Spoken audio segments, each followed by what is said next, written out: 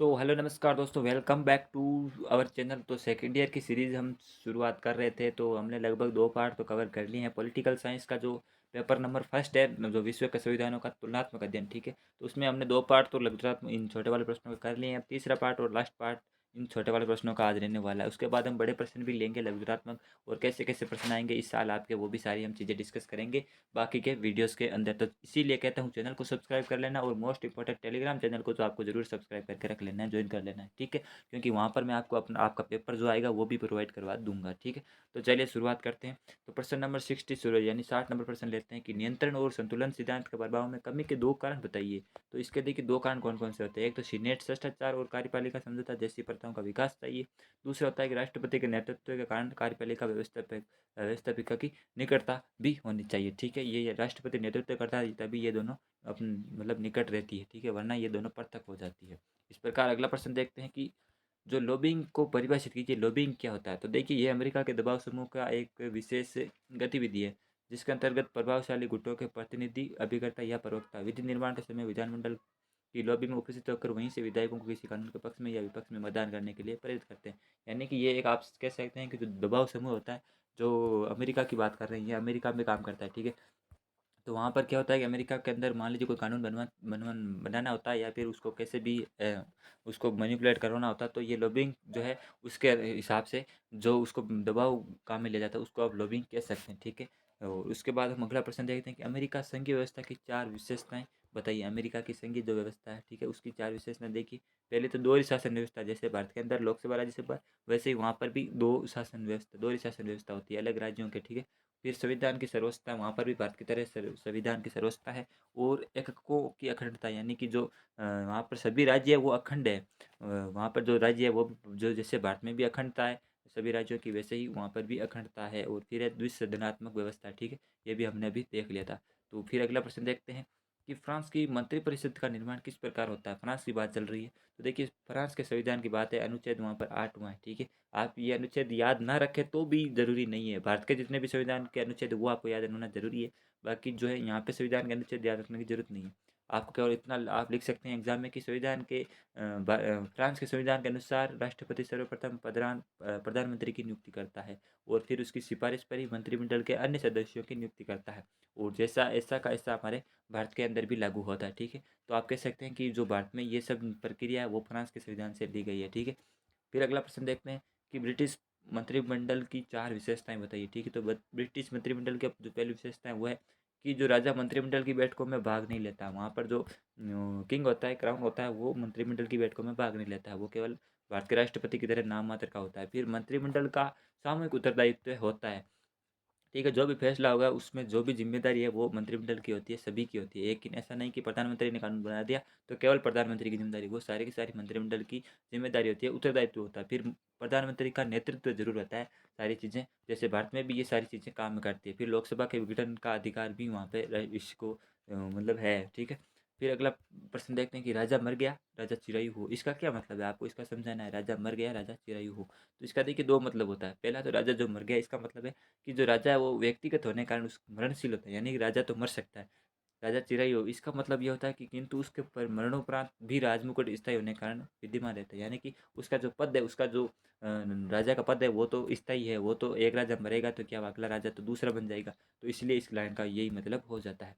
अगला प्रश्न देखिए कि अमेरिकी सर्वोच्च न्यायालय का प्रारंभिक क्षेत्र अधिकार बताइए, यानी कि प्रारंभिक क्षेत्र अधिकार बताना उसका सर्वोच्च न्यायालय का, सुप्रीम कोर्ट का। तो देखिए ऐसे विवाद जिनमें राजदूत, मंत्री और विदेशी प्रतिनिधि कोई पक्ष हो, ठीक है, ये तो इसका प्रारंभिक क्षेत्राधिकार का पहला भाग है। दूसरा है ऐसे विवाद जिसमें संघ तथा संघ का एक या अधिक राज्य कोई का कोई पक्ष हो, यानी कि राज्यों के बीच में कोई भी ऐसे विवाद वगैरह हो जाता है तो भी जो है सर्वोच्च न्यायालय के पास वो क्षेत्राधिकार में आता है। और दूसरा जो राजदूत वगैरह, मंत्री वगैरह, ठीक है, विदेशों से संबंधित ऐसे भी जो भी विवाद होते हैं वो भी अमेरिका सर्वोच्च न्यायालय में आते हैं। अगला प्रश्न देखिए, अमेरिकी राजनीतिक व्यवस्था पर राजनीतिक दलों का नियंत्रण समझाइए। जो राजनीतिक व्यवस्था है उस पर राजनीतिक दलों का नियंत्रण कैसे है, तो उसका देखिए चाहे संविधान के क्रियान्वयन का विषय हो, चाहे प्रशासन के विभिन्न अंगों के मध्य सामंजस्य का विषय हो, अथवा निर्वाचन का विषय हो, सभी जगहों पर राजनीतिक दलों का नियंत्रण दिखाई पड़ता है। सभी जगहों पर होता है, ये सभी देशों में भी होता है, ठीक है। जो राजनीतिक दल ज़्यादा पावरफुल होगा, जो पार्टी ज़्यादा पावरफुल होगी उसी के अनुसार बाकी सारे दल काम करते हैं, ठीक है। फिर अगला प्रश्न देखिए, ये हालांकि ये सब इंडिपेंडेंट होते हैं, जैसे चुनाव जो आयोग होता है वो भी इंडिपेंडेंट होता है, मगर उसमें भी कहीं ना कहीं तो जो प्रभाव पड़ता ही है पार्टियों का। अगला प्रश्न देखिए, स्विस राज्य परिषद की रचना क्या है, उसको समझाना है। तो देखिए, स्विस जो राज्य परिषद का निर्माण संघीय आधार पर करते हुए इनमें संघ की छोटी बड़ी इकाइयों को समान प्रतिनिधित्व का प्रदान प्रदान किया गया है, ठीक है, स्विस में।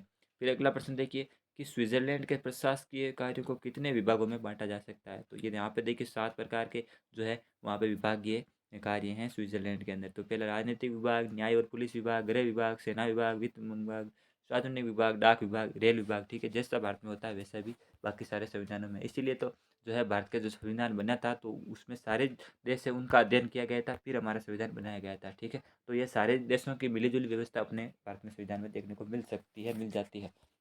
अगला प्रश्न देखिए, फ्रांस के प्रशासकीय न्यायालय की भूमिका बताइए। प्रशासकीय न्यायालय, तो ये न्यायालय सरकारी कर्मचारियों के अपराधों से संबंधित मुकदमों का जो है नियमन करते हैं, निपटारा करते हैं, ठीक है, और विभिन्न प्रकार की विधियों का लागू करते हैं, ठीक है। ये केवल जो प्रशासन से संबंधित अधिकारी होते हैं उन्हीं के विवादों का निपटारा करते हैं, बाकी सारे जो है न्यायालय वो अलग होते हैं, ठीक है। फिर अगला प्रश्न देखिए, अमेरिका की दलीय प्रणाली की विशेषताएं बताइए। तो अमेरिका में द्विदलीय प्रणाली है, यानी कि अमेरिका के अंदर केवल दो ही दल है, दो ही पार्टियां हैं। आपको पता है कि डेमोक्रेटिक और एक रिपब्लिक, ठीक है। तो जो बाइडन जो है वो शायद डेमोक्रेटिक पार्टी के होंगे। उसी प्रकार दो ही दल वहाँ पे काम करते हैं। दूसरा है अनिश्चित व अस्पष्ट कार्यक्रम। उनका ये जो कार्यक्रम है, उनकी नीतियाँ वो कोई भी फिक्स नहीं है, कौन सा कब किसको समर्थन दे दे, किसके खिलाफ हो जाए, उस प्रकार, ठीक है। तो ये तो अमेरिका फर्स्ट वाली नीति है, वो सभी दल काम करते हैं। फिर विचारधारा संबंधी अंतर है, और दूसरा लूट प्रथा, यानी ये सभी देशों को लूटते हैं। जैसे अफगानिस्तान वाले मैटर में हुआ था, पहले अपनी सेना छोड़ देंगे, फिर क्या है 10-20 सालों तक छोड़ देंगे, फिर हथियार सप्लाई अपनी करेंगे, ठीक है। फिर अगला प्रश्न आता है कि फ्रांस में प्रशासकीय न्यायालय के दो स्तर क्या है। जो अभी हमने फ्रांस में प्रशासकीय न्यायालय के बारे में पढ़ा पीछे ही प्रश्न में, तो उसके दो स्तर क्या क्या हैं देखिए। पहला प्रारंभिक और स्थानीय स्तर पर प्रशासकीय न्यायाधिकरण, दूसरा अपीलीय न्यायालय के रूप में राज्य परिषद, ठीक है। यहाँ पे दो प्रकार के न्यायालय पाए जाते हैं, एक तो लोकल स्तर पर और एक राज्य स्तर पर, आप ऐसा समझ सकते हैं। फिर देखिए, स्विस संविधान को कठोर क्यों कहा जाता है। स्विस संविधान को कठोर इसलिए कहा जाता है क्योंकि देखिए जो इसे सरलता से संशोधित नहीं किया जा सकता है, ठीक है। तो भारत में भी जो है मिलीजुली ऐसी प्रक्रिया है कि जो है संविधान को मतलब उसमें संशोधन कर सकते हैं, लेकिन स्विस में ऐसा नहीं होता, उसको कठोरता मतलब उसमें अब अपनाई गई है संशोधन करने के लिए, ठीक है। फिर अगला प्रश्न देखिए, चीन में लोकतांत्रिक केंद्रवाद से क्या अभिप्राय है। तो इसका तात्पर्य है कि लोकतंत्र के आधार पर केंद्रीकरण और केंद्रित पथ प्रदर्शक सिद्धांत होगा चीन के अंदर, ठीक है। ये केंद्रवाद का सिद्धांत है। फिर अगला प्रश्न देखिए, चीन में जनवादी लोकतांत्रिक अधिनायकवाद ये क्या है, इसका क्या मतलब है, ठीक है। ये 210 नहीं 2010 लगभग होगा, ठीक है। तो यहाँ जनवादी लोकतांत्रिक अधिनायकवाद से आशय उस व्यवस्था से जिसमें शासन के प्रत्येक स्तर पर किसान, श्रमिक तथा निम्न वर्ग के लोग अपने विधान मंडलों में माध्यम से सरकारी नियंत्रण पर नियंत्रण करते हैं। हालांकि ये चीन के अंदर ऐसा पॉसिबल नहीं है, मगर ये ऐसी परिभाषा के रूप में दे रखा है, ठीक है। चीन के अंदर आपको पता है केवल एक ही आदमी का नियंत्रण होता है, शी जिनपिंग का, ठीक है। अगला प्रश्न, प्रशासकीय न्यायालय व प्रशासकीय कानून क्या होते हैं। तो देखिए, प्रशासकीय न्यायालय सरकारी कर्मचारियों के अपराधों से संबंधित मुकदमों का निर्णय करता है। जैसे अभी हमने फ्रांस के बारे में पढ़ा था, तो ये फ्रांस की बात हो रही है, तो फ्रांस में प्रशासकीय न्यायालय होते हैं। और प्रशासकीय कानून क्या होते हैं, वे जिस विधि को लागू करते हैं उसे प्रशासकीय कानून कहते हैं। कानून का मतलब जो भी वहाँ पे नियम कायदे लागू लागू करते हैं। अगला प्रश्न देखिए, फ्रांस के पंचम गणतंत्र का संविधान किस प्रकार संसदीय व अध्यक्षतात्मक दोनों का मिश्रण है। इनके चार तर्क आपको इससे मिलते हुए बताने हैं। तो देखिए, इसके चार तर्क कौन कौन से हैं। पहला तो एकात्मक संविधान है, दूसरा गणतंत्री शासन व्यवस्था, तीसरा विलक्षण न्याय व्यवस्था, चौथा है राजनीतिक दलों की भूमिका पर वहाँ पर जोर दिया गया है, ठीक है। ये चार मत है इनसे संबंधित। अगला प्रश्न है, ब्रिटिश राजनीति में दबाव समूह का क्या स्थान है। जैसे अभी हमने अमेरिका में पढ़ा, अभी ब्रिटिश की बारी आ गई। तो ब्रिटिश देखिए, ब्रिटिश राजनीतिक प्रक्रिया में दबाव समूह को मान्यता दी गई है और वे शासन के अंग के रूप में स्वीकार किए गए हैं। वे यह दबाव समूह दलों को भी प्रभावित करते हैं, उनके माध्यम से अपने हितों की पूर्ति करवाते हैं, जैसे अमेरिका में होता है, ठीक है। दबाव डालकर ये अपने कानून बनवाते हैं, ठीक है, जैसा ये चाहें। फिर अगला प्रश्न, ब्रिटिश संविधान की 5 है विशेषताएं बताइए। तो 5 विशेषताएं देखिए कौन कौन सी। एक तो संयोग व विवेक का शिशु कहा जाता है इसको। प्रश्न आ सकता है कि संयोग व विवेक का शिशु किस संविधान को कहा जाता है, तो वो ब्रिटिश के संविधान को कहा जाता है। अगला प्रश्न, दूसरी इसकी विशेषता है कि अलिखित संविधान है। भारत का संविधान तो लिखित है, मगर जो ब्रिटिश का संविधान है वो लिखित नहीं, वो परंपरावादी संविधान है, ठीक है। फिर अगला है लचीला संविधान है। यहाँ पे इसका संशोधन बहुत ही आसानी से हो जाता है, इसलिए इसको लचीला संविधान कहा जाता है ब्रिटेन को। और फिर है सिद्धांत और व्यवहार में अंतर, यानी कि इसके सिद्धांत कुछ है और व्यवहार में यहाँ पे जो है शासन कुछ ही और तरीके से चलता है। और पांचवा संसदात्मक प्रजातंत्र, ठीक है, यहाँ पे भी भारत की तरह संसद ही चलती है। हालांकि जो भारत में संसद वाला जो है वो फॉर्मूला यहीं से अपनाया गया था, ठीक है, संसद वाला, ठीक है, ब्रिटेन से, अंग्रेजों की देन थी ये सारी चीज़ें। फिर अगला प्रश्न देखिए, ब्रिटिश राजपद से संबंधित दो अभिसमय बताइए। राजपद जो राजा का पद है उनसे संबंधित। देखिए इसमें सम्राट अपने मंत्रियों के परामर्श से ही कार्य करता है, वो केवल भारत के राष्ट्रपति की तरह है, परामर्श से कार्य करता है। और सम्राट मंत्रिमंडल के बैठक की अध्यक्षता नहीं कर सकता, ठीक है, वो जैसे भारत में तो अध्यक्षता कर सकता है राष्ट्रपति, मगर वहाँ पर अध्यक्षता नहीं कर सकता, वो केवल एक पद है नाम मात्र का, ठीक है, उसको शक्ति कुछ भी नहीं है। फिर अगला प्रश्न है कि राजमुकुट की दो कार्यपालिका शक्तियाँ बताइए। ये कुछ कार्यपालिका शक्तियाँ हैं, मगर ये भी तो उनको इसको करना जरूरी है। राजमुकुट का हमने पीछे परिभाषा देख ली थी पिछले वीडियोज़ में, अगर आपने नहीं देखा है तो ज़रूर देखिएगा पिछले पार्ट इससे सीरीज़ के। तो इसकी जो पहली शक्ति है वो एक राष्ट्रीय कानून को क्रियान्वित करना, और दूसरा है प्रधानमंत्री तथा अन्य मंत्रियों की नियुक्ति करना, जैसे राष्ट्रपति भारत में करता है, बिल्कुल वैसे ही। अगला प्रश्न देखिए, प्रधानमंत्री जो है ब्रिटिश का, उसकी बात हो रही है, पर क्या नियंत्रण रहता है। तो उस पर क्या क्या नियंत्रण रहता है ब्रिटिश प्रधानमंत्री पर। संसद के अंदर और बाहर अपने राजनीतिक दलों के लोकतंत्र, लोक सेवाएं, दबाव गुट और प्रेस आदि साधनों का प्रभावशाली नियंत्रण रहता है, ठीक है। हालांकि इनमें ज़्यादातर नियंत्रण तो जो दबाव गुट है और प्रेस है इन्हीं का नियंत्रण रहता है, बाकी तो ये सारी चीज़ें प्रधानमंत्री खुद ही कंट्रोल करता है भारत की तरह, ठीक है। अगला प्रश्न देखिए, क्या अमेरिकी संविधान सर्वाधिक संक्षिप्त संविधान है, ठीक है। तो अमेरिकी संविधान की बात करता है कि यह क्या सबसे बड़ा और संक्षिप्त संविधान है। तो मुनरो के अनुसार ये भी कोई एक इतिहासकार या फिर कैसे दार्शनिक था। अमेरिकी संविधान के केवल 4000 शब्द है, जो 10 या 12 पृष्ठों में मुद्रित है और जिन्हें आधे घंटे में पढ़ा जा सकता है। तो इसका मतलब है कि ये सर्वाधिक संक्षिप्त संविधान नहीं है, इसका कहना डायरेक्ट यह है, इनडायरेक्ट रूप से इसने कहा है। केवल 4000 शब्द है जो 10 या 12 पृष्ठों में है अमेरिका के संविधान में। अगला प्रश्न देखिए, फ्रांसीसी दलीय व्यवस्था की कोई चार विशेषताएं, नहीं, दो विशेषताएं बताइए। प्रश्न लगातार 2 साल, 1 साल छोड़ के 1 साल पूछा जा रहा है, तो 19 में भी नहीं आया, मगर 21 में आ सकता है। इंपॉर्टेंट मार्क कर लेना इस प्रश्न को, ठीक है। तो फ्रांस में सदैव बहुदलीय पद्धति का प्रमुख स्थान रहा है। यहाँ पे बहुत सारे दल हैं, ऐसा नहीं अमेरिका की तरह 2 दल हैं, यहाँ पे बहुत सारा दल है। और फ्रांस में राजनीतिक दलों का कोई निश्चित कार्यक्रम नहीं है, ठीक है। ये तो सभी दलों के पास होता है, कोई निश्चित कार्यक्रम उनका नहीं होता है। फिर अगला प्रश्न है, फ्रांस के दो राजनीतिक दलों के नाम। एक तो साम्यवादी, सुधारवादी, ये 2 दल है इसके फ्रांस के, ठीक। अगला प्रश्न, अमेरिका के 2 प्रमुख राजनीतिक दलों के नाम बताइए। जैसा अभी हमने पीछे पढ़ा था कि रिपब्लिक और डेमोक्रेटिक, ये 2 ही दल है अमेरिका में, और वहाँ पे केवल 2 दलीय शासन व्यवस्था ही चलती है अमेरिका में। फिर अगला, अमेरिकी दल प्रणाली की 4 विशेषताएं। यह प्रश्न पीछे आ चुका है तो इसको छोड़ देते हैं, ठीक है।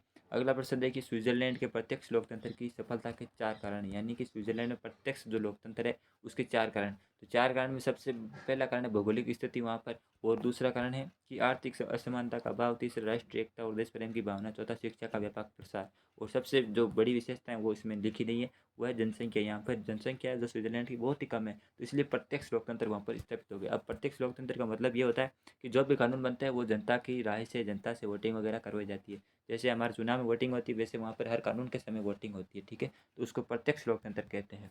तो इसका जो ये इसके कारण हो सकते हैं, ठीक है। बाकी देशों में ये सारी चीज़ें संभव नहीं है क्योंकि जनसंख्या वगैरह बहुत ज़्यादा है।